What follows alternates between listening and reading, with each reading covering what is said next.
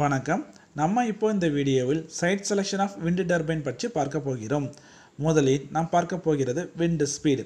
பொதுவாக வினாடிக்கு குறைந்தபட்சம் 6 முதல் 8 மீட்டர் வேகத்தில் நிலையான மற்றும் வலுவான காற்று உள்ள பகுதியே முக்கிய தேர்வாக இருக்க வேண்டும்.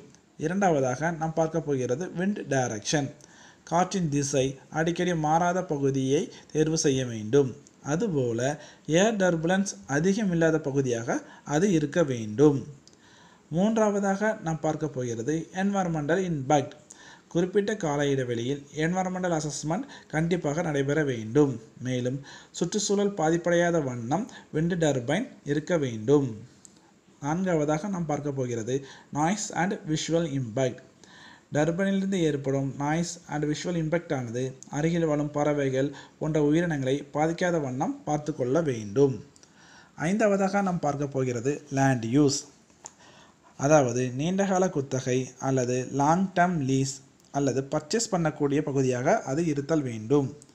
இன்ஸ்டாலேஷன் செய்யும்போது அருகில் உள்ள மற்ற நில உரிமையாளர்களுக்கு பெரிதாக இடையூறு இருத்தல் கூடாது. ஆறாவதாக பார்க்க போகிறது டிரான்ஸ்போர்ட்டேஷன்ஸ் அண்ட் லாஜிஸ்டிக்ஸ். பெரிய ட்ரக்குகள் மற்றும் கனரக உபகரணங்களை கையாளும் திறன் கொண்ட சாலைகள் வழியாக தளத்தை அணுக முடியும் என்பதை உறுதிப்படுத்த வேண்டும். இந்த வீடியோ தங்களுக்கு பயனுள்ளதாக இருக்கும் என்று நம்புகிறேன். நன்றி, வணக்கம்.